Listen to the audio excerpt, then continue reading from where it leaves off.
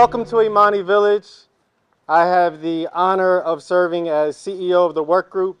And today I'm not just welcoming you to a development, I'm welcoming you into a living, breathing vision of what's possible when community leads and partners listen.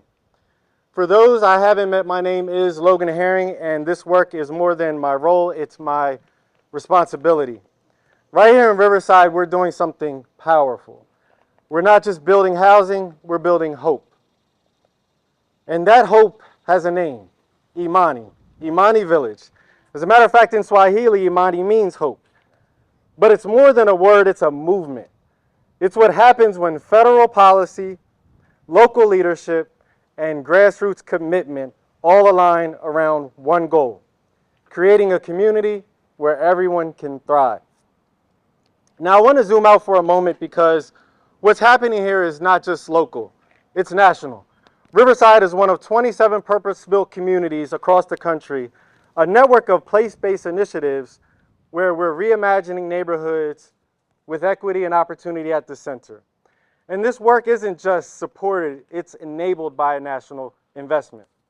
This development is made possible in part through the Choice Neighborhood Implementation Grant, a HUD-funded initiative that reflects what can happen when the federal government listens to community voices and invests in long-term change.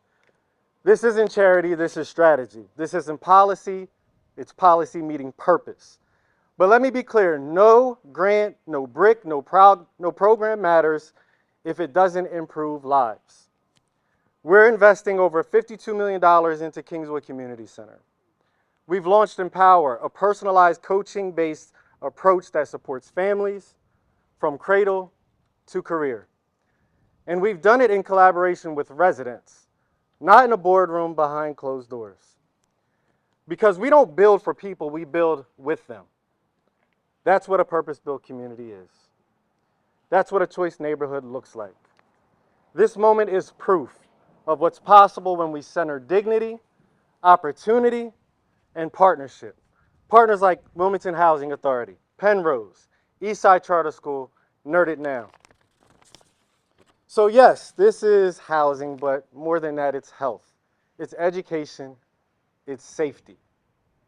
It's generational wealth. It's the audacity to believe that a child from Riverside deserves the same shot as a child anywhere else in this country. Let's keep building with purpose, with power, and with people at heart. Thank you.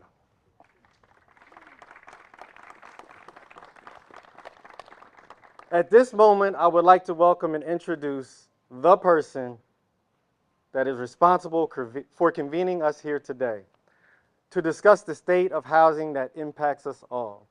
Give it up for the one and only Senator Lisa Blunt Rochester.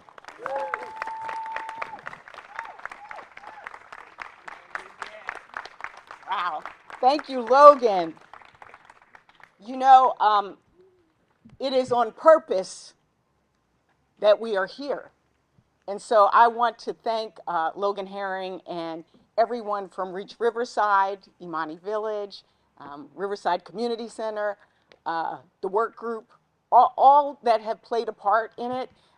This was a vision, even to be in this very space, for you to see what was and what can be.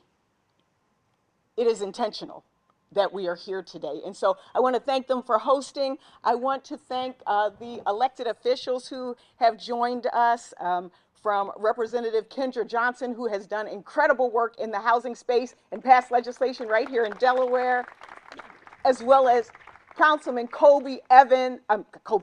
Owens, who has also been just a stalwart and a champion for community. And thank you, Kobe, for being here, City Councilman.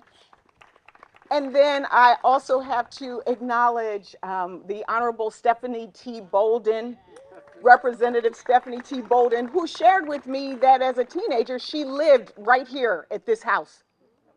Amazing. No accidents, no mistakes. To all of the elected officials, to all of the community members, to all of the housing leaders and stakeholders and investors, and I could go on and on. Thank you so much for being a part of this. The reason why this is not just me holding up this incredible new way home agenda, but why we have others that will come before you is because this has truly been a team effort. The New Way Home federal framework is meant to really address America's housing crisis. We've got about almost 5 million housing units short we are in this country. And that means that people can't build that new home or start that new home or even afford rent. And so the blueprint really is about making housing more affordable, accessible, and attainable across our country. This is personal for so many of us, whether it's Stephanie T. Bolden or Logan or myself. My family, I grew up about 2 miles from here. And I used to get my hair braided when I was young here. And to be a part of watching the growth and development is important. But as a senator, I know that I would not be here if it were not for safe, affordable housing. I know kids need it to be able to be educated. I know seniors need it to be able to feel safe. And so for many of us, I think back to my journey. My parents, Ted and Alice Blunt, started off living in my grandmother's house, my mom's mom. Then we moved to my dad's mom's house. Then we moved to an apartment. Then we moved to public housing in Philadelphia. And then we moved into an apartment in Wilmington. And then for about 40 years lived on 39th Street. And I'll never forget the day that my parents walked us into that home, our very first home. I want every kid to have that feeling that this is ours. This is about building that generational wealth and feeling safe and secure and having peace and permanency. But many in this country, for many of us, and for many of you, home ownership is way out of reach, particularly for young people. I've had some people say to me, I don't even dream of owning my own home because it's too expensive. Some seniors are saying, I can't even stay in my house because I need updates and I need things to make it more accessible. And for far too long, the federal government has been missing in action.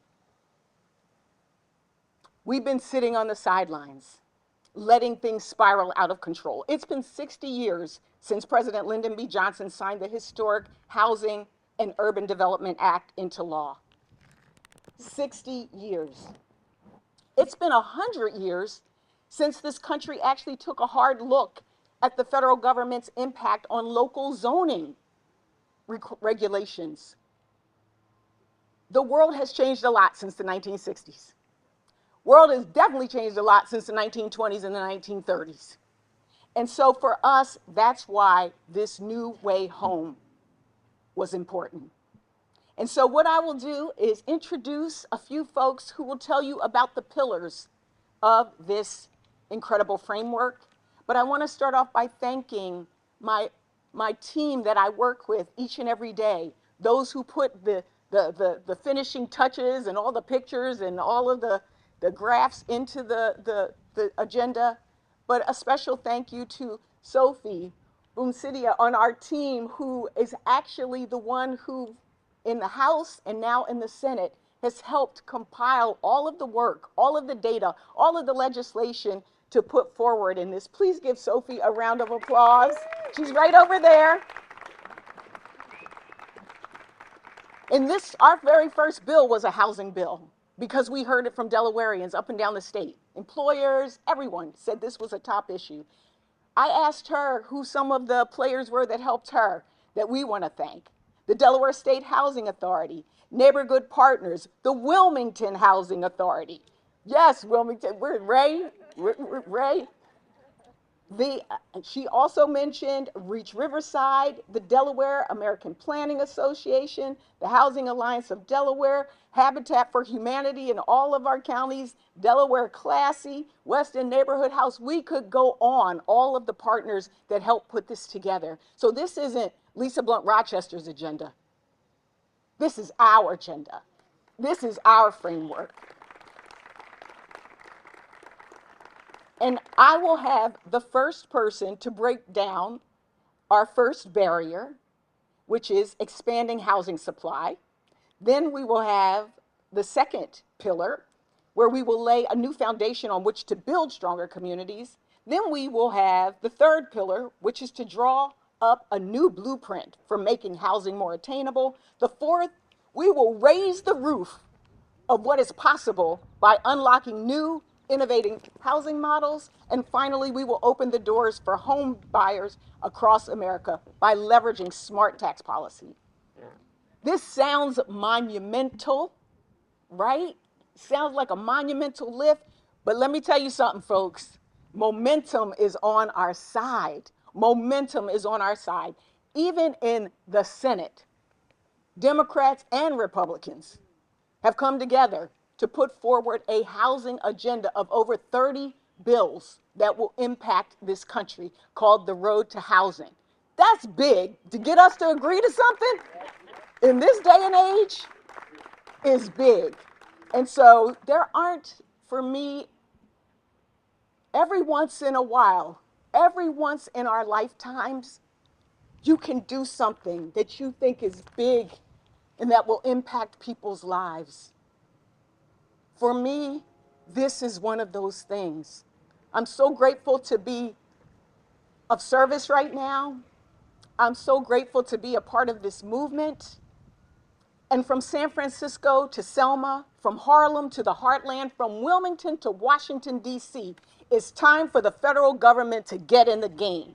It's time to meet the moment. And this agenda will do that, just that. But it requires all of us. And so I will have come speak first, someone who I have worked with on this for a while. And I know that it's hot, especially for those of you sitting in the sun. So we've been told to try to keep the remarks to about 2 minutes or so. So you can all time amongst yourselves. I would like to call up a good friend, someone who served as a chair with me years ago on a housing roundtable here in Delaware when I was CEO of the Urban League. Kevin Kelly from Leon Weiner and Associates. Come on up, Kevin, and please share a little bit about our path forward and your pillar. Senator, that was so long ago, I thought you might have forgotten that. But that was the first time I had the pleasure and honor of working with our great U.S. Senator. I am Kevin Kelly. I'm chairman of the board of Leon Weiner and Associates. Leon Weiner and Associates is a affordable housing developer. We over the years we've developed some 17,000 units of affordable housing. You name the program, we participated in it. The vast majority of the housing stock owned and operated by the Wilmington Housing Authority was built by our company under what was called a turnkey public housing program. And we were very pleased to, per our agreement with the Wilmington Housing Authority, turn over the ownership of the village of Eastlake, which we built some 20 years ago after tearing down the bucket. And we also have built a fair amount of for sale housing. But I just want to say, first and foremost, as a former chairman of the board of the National Association of Home Builders, I stay in touch with our legislative staff on a fairly regular basis. And I can't tell you how excited they are that Lisa Blunt Rochester is in the U.S. Senate and pushing and supporting housing for all Americans. Now, one thing, as a practitioner, we can't do anything at the moment about the inputs for housing. And I know I've only got 2 minutes. Those inputs have risen since the end of the COVID by 42%. Tariffs are going to impact them. Cost of living has gone up 21%. We can't do anything about that. But what we can do, and this legislation, some of this legislation that the senator has proposed, will help take the chokehold off housing production. What's the chokehold on housing production? You don't see it so much in the city, but in many parts of the country, throughout our state, the chokehold on housing production is regulatory burdens to secure approvals. The National Association of Home Builders, and by the way, that is not just an industry out. Harvard, the Joint Center for Housing Studies, the Turner School at Berkeley, I can go on and on, the Brookings Institution. The single greatest impediment to producing housing is regulatory burden. On average, regulatory burden costs $93,000 on the typical 2,200 square foot home. $93,000. This legislation will help break that chokehold. Thank you, thank you, thank you, and the American people are going to benefit from it. Thank you so much. Great job. We are impressed. Matt said, you're giving Kevin 2 minutes? We're starting with Kevin? Great job. Next, we will have speak Josette Hale, and she is actually the program manager for the Empower program. So I'm going to have you come up and speak as well, Josie. Get my 2 minutes of fame. Yes. Good morning. I am Josie Hale. I am the program manager for our Empower program. And I live and walk the streets with the clients every day. I'm no better than the clients that we serve.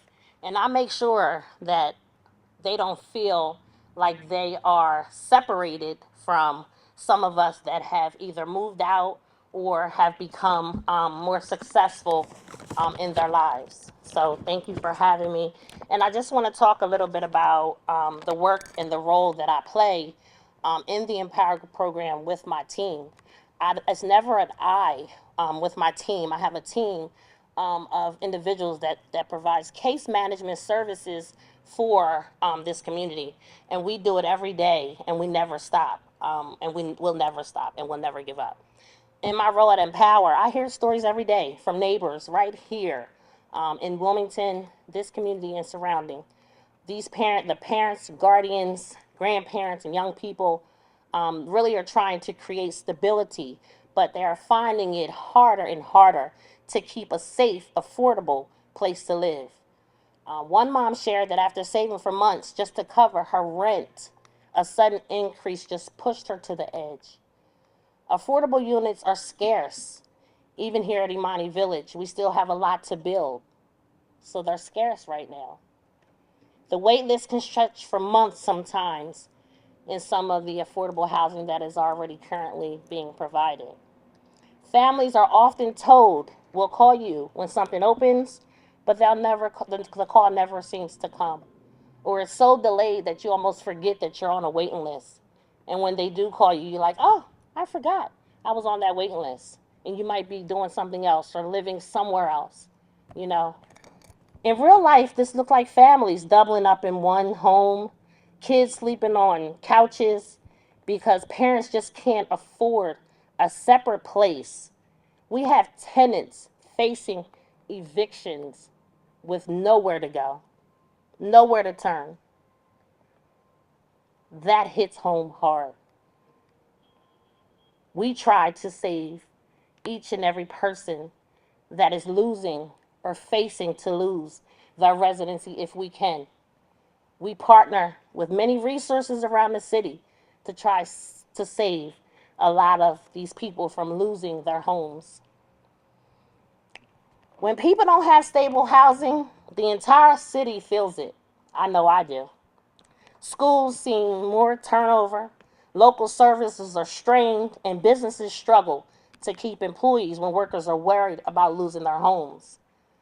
I don't know if you guys ever heard about the benefit cliff, but the benefit cliff is when someone gets a raise or an increase, they're in risk of losing their food stamps or their child care. That's important, so they say no to the offer, which will make them better. Housing isn't just a roof, it's the foundation of the thriving communities. These stories are real. We live them every day.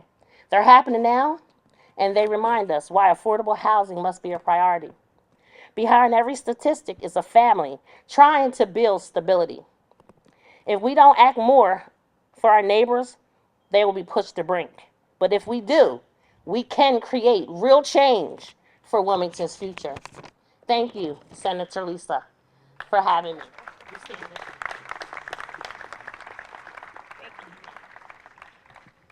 Thank you, Josie.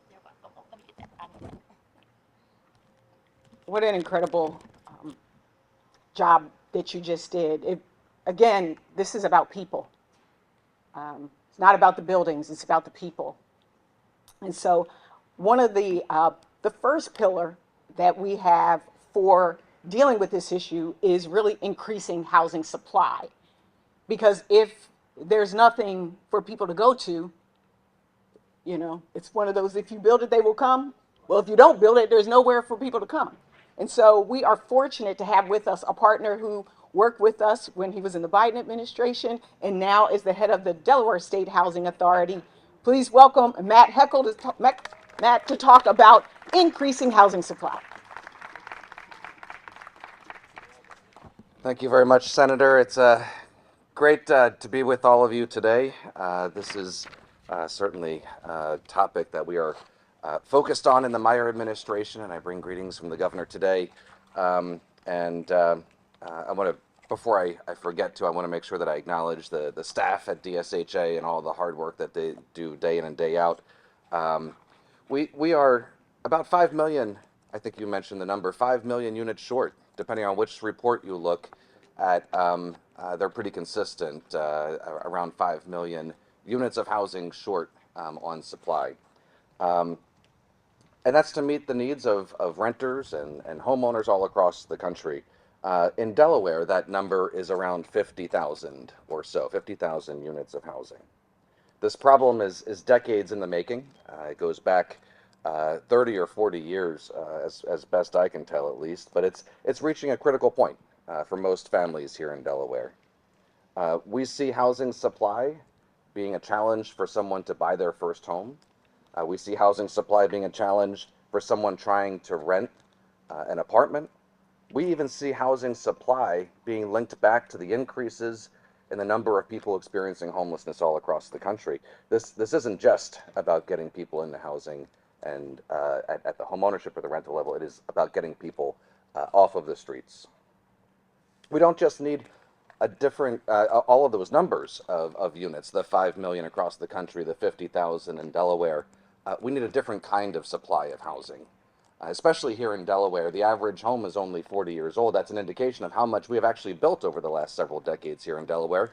But we have built homes in areas and at price points that aren't serving families who live and work and raise their kids here in Delaware. That's the different kind of housing, that missing middle, that entry-level home that we need to start focusing on. It's going to take a lot of cooperation, a lot of partnerships. We are working with local governments all across the state to make sure that we have good policies, as Kevin mentioned, at the local level, at the state level, and with the Senator's support here at the federal level to increase housing supply. You know, I'm here to talk about housing supply, but just a moment on demand. About, I don't know, 6 months or so ago, the public housing authorities in Delaware united and created one point of access for our waiting lists. It's a customer service issue, right? That's part of the reason we did it. But it was also so that we actually knew how many people were looking for housing. So I don't want to make a guess because it's not great. We have over 23,000 families on those combined waiting lists as of this morning.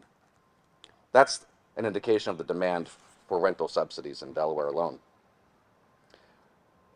Senator, you said that the federal government has been missing. My notes say that the federal government has a checkered past when it comes to housing policy. I think that's being generous. Land use, restrictions, all of that is about exclusionary zoning policies. This housing supply framework and Accelerating Home Building Act are both examples of how the federal government can help us at the state and local level to provide technical and financial resources to local governments that will help them jumpstart housing development. In Delaware, we're focused on this. We have an application process open right now for technical assistance for local governments that want to improve their local land use and zoning programs.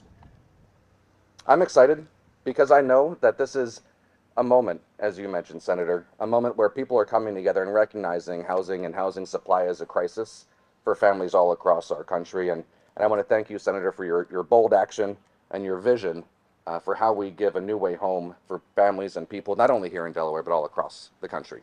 Thank you very much.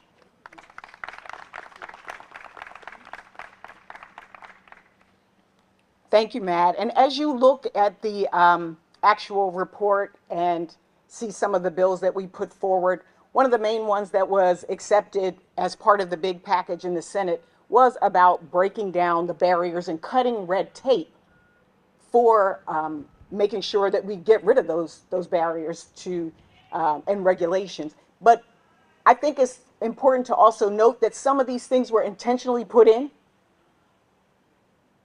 When you talked about a checkered past, there's a checkered history with our country and housing and discrimination, and some of these laws being intentionally put into place. And so part of this framework is also to deal with that as well. And so thank you so much, Matt. The next person to come forward on Pillar 2 is Building Strong Communities. And we have Susan Kent. Where's Susan? Come on up. And Susan, please share with the team. Thank you so much. I was thinking on the way here, there's no stronger force to be reckoned with than a community that responds in a crisis. And we have a housing crisis. And when we mobilize as a community, things get done. So that's why it is my honor and privilege to speak today about the Senator's agenda of the New Way Home. Pillar 2, building stronger communities. Building a new way home does not forget the necessity of bringing communities together to be part of the solution. A successful plan always starts with the needs and desires of the community itself. We have in our hands today, I have the confidential copy. We have in our hands today an assignment, and we all have a role to play. It begins with the unique partnership between the federal government and the community. And the plan says that the Building Stronger Communities will invest in neighborhoods, concentrated poverty, and it says systemically underinvested communities. Look around. Transform entire communities through place-based investments. Look that up if you've not looked at that. There's so much good things happening with that design. Leverage public-private partnerships, build high-quality mixed-income housing. As the Senator said, this is not her plan. I've been watching. You've been going up and down the state and across the country, you and your team. You've been listening and asking questions. You've been learning and investigating. You've been seeing what's working, what's not working. And this is our plan, as you said, and I'm glad you see that. And it's a call to action. So I'm using this as an assignment, and I have a role to play in my own community. I feel like I would be remiss if I didn't share quickly the why, because I work in community and I used to oversee Code Purple before I became the director of Better Homes of Seaford, a nonprofit affordable housing. And one of the housing properties that we had opened in 2020, the year that I was also working with homeless people, 5 people that were staying at the Code Purple, literally the least a community can do, keeping people alive and offering shelter for those that don't have shelter. And they were so excited to get their letter in the mail saying that they were next on the housing list. And Mary was next on the housing list. She was one. But she passed away right before she got in, 2 years homeless with diabetes, 82. That's the why. And thank you, Senator, for understanding that communities need a federal partner and including a solid plan to strengthen them in your agenda. Let's do this. Thank you. Thank you. Wow. Thank you so much, Susan. And again, this represents the entire state. Susan is from Seaford, working with families in Sussex County. Susan reminded me of one of the things that I showed a picture to our team while we were working on this. Some of you, when you come off of the 95 ramp to come into the city, there's a corner where there are a lot of folks soliciting now, more and more. And my daughter and my sister saw this same guy twice. And my daughter sent me a picture. He had on a very faded, worn out Lisa Blunt Rochester campaign t-shirt. And it just reminded me again of the why. And so when we were sitting down, even going through this, I said, look at this guy.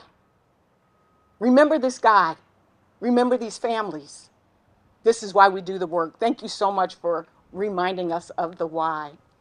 Next to come forward is now Brandy Nauman, the Director of Sussex County Community Development, for a little bit about Pillar 3, Protect Our Foundation, Keep Housing Attainable. And let me just say on that last pillar, our legislation is really, Logan mentioned the choice neighborhoods and the place-based, purpose-driven housing and community development. That's part of our legislation, is to make that permanent.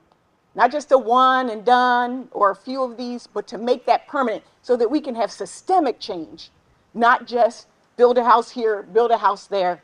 No, we want to really build community. And now, come on up, Brandy. Thank you. Good afternoon, everyone. I feel so honored to be among this very esteemed group of people. So as the Senator mentioned, I'm Brandy Nauman. I'm the Director of Sussex County's Community Development and Housing Department, and I want to recognize Senator Lisa Blunt Rochester for her leadership and her continued devotion to protecting critical housing resources, and especially for her vision laid out in this comprehensive housing agenda, A New Way Home. Pillar 3, creating a new blueprint, Make Housing Attainable, acknowledges the very real challenges faced by our seniors, people with disabilities, veterans, and rural households, challenges we see every day in Sussex County in Delaware. Over the past 2 decades, the number of severely cost-burdened senior households has doubled. Seniors are struggling not only with rising costs, but with homes that no longer meet their needs and few affordable options on fixed incomes. People with disabilities face even fewer choices when it comes to safe, accessible housing, and in our rural communities, substandard housing and aging housing stock are leaving too many families with impossible options. For our veterans, we must ensure they receive the full benefits they've earned, including stronger protections for those using VA home loans. That's why federal investments through programs like Community Development Block Grant and Home Investment Partnerships are so vital. In Sussex County, we use these dollars exclusively for essential home repairs and accessibility modifications that allow seniors and people with disabilities to remain safely in their homes. These funds keep our aging housing stock safe and stable, help families age in place, and prevent displacement at a time when prescriptions, gas, and food prices are already overwhelming household budgets. This is all key to keeping housing attainable. Senator Blunt Rochester's New Way Home framework calls for exactly the kind of solutions we need: helping seniors age in place, making homes safer and more accessible, supporting rural and workforce housing, and ensuring our veterans have strong and fair housing options. This is a bipartisan issue, one that requires all levels of government and relies on strong nonprofit and private partnerships, as we see reflected in today's speakers. Sussex County is proud to stand alongside Senator Blunt Rochester in advancing this mission to keep housing attainable for all. Thank you so much. Thank you. All right, and next from Kent County. We got Kent County represented as well. Glad to have a partner who has been with us throughout our whole journey in the House and now in the Senate. Karen Speakman, from the CEO of Good Neighbor Partners. She will talk about unlocking innovative housing models. Come on down.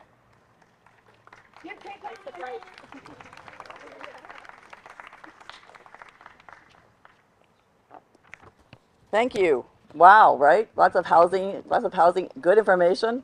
So I'm Karen Speakman, as Senator Lisa Blunt Rochester said, Executive Director of Neighbor Good Partners. We like to say we're good neighbors and good partners. We're a multifaceted affordable housing community development organization working throughout Delaware. We have assisted over 10,500 families in buying a house. We do about 207, 210 now a year. We would love to do more if the market rate of house costs as well as interest rates would go down. We also have developed 61 rental housing complexes and lent over $191 million to finance affordable housing, neighborhood revitalization, and community facilities. We are the lead agency on restoring Central Dover, a similar situation like this wonderful community is, in terms of a holistic community development effort. And we manage the Diamond State Community Land Trust. Through these various services last year, we assisted over 3,000 families. As we've all said, Delaware has a housing crisis. Simply put, thousands of working people and families in Delaware cannot afford to live here nor find a place to call home. It is time for a new way home, and I applaud Senator Lisa Blunt Rochester for putting together a comprehensive housing agenda that includes unlocking innovative housing models, such as community land trust. Community land trusts retain ownership of the land, and the home buyer owns the house, saving about 35% to 50% of the typical acquisition cost. This is offering another affordable housing ownership option. We like to say community land trusts provide permanently affordable homes because restricted resale prices preserve long-term affordability, and unlike traditional federal and state subsidy programs, shared equity models like the community land trust only require a one-time public investment for the houses to remain affordable, making them a good long-term investment. By acquiring and holding the land, the Diamond State Community Land Trust is helping individuals and families purchase homes at below market prices. It allows homeowners to focus on building the life they want and not without the burden of rising house costs. So far, Diamond State Community Land Trust has created a total of 42 permanently affordable homes, serving 58 families through the time period, and preserving over $3 million in public investment. Let's do this again and keep going, right?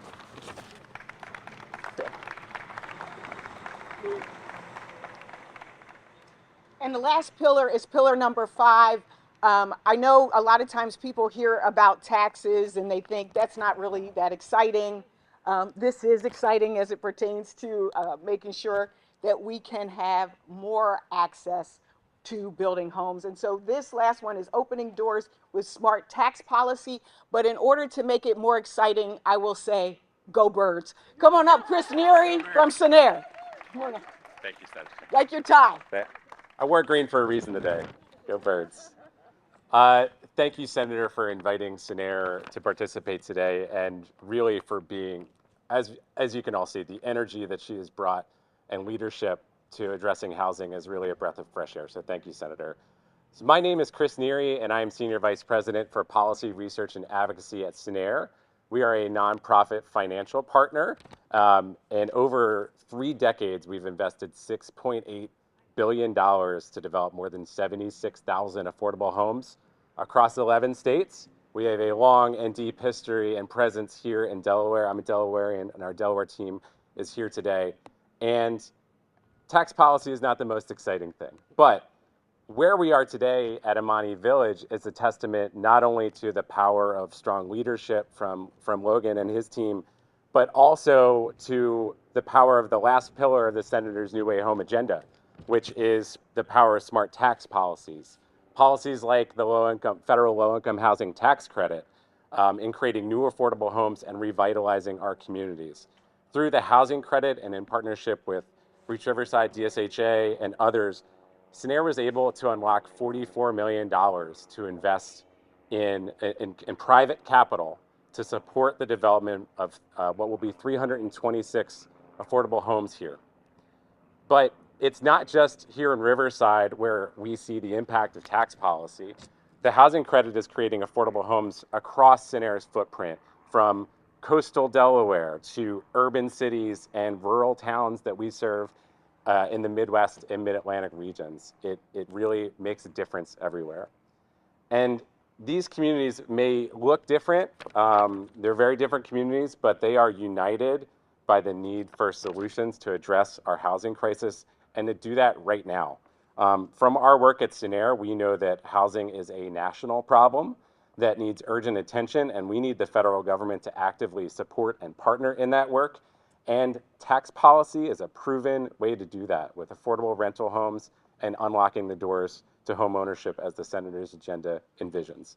So we are deeply grateful to you, Senator Blunt Rochester, for championing bipartisan solutions and putting forward a really bold and comprehensive plan to ensure that the families and individuals, the people that we support here in Delaware and across our footprint, have access to an affordable place to call home. So thank you, Senator. Thank you, Chris. Thank you to everybody. I know it is warm. No, it's actually hot for the people that are sitting right here. And so I want to close the formal part of this program. And I'll say to the media, we will be available for any interviews under the shade afterwards. But again, I am just so excited about this. I was sitting there with Kendra and just saying, again, there are not many times in your life where you feel like you are on purpose and you get to do something that really will have an impact on people's lives. And so to each and every one of you, I know I saw Aaron Bass. Did I miss any elected officials? Just scream out. I didn't. Anybody else need to say?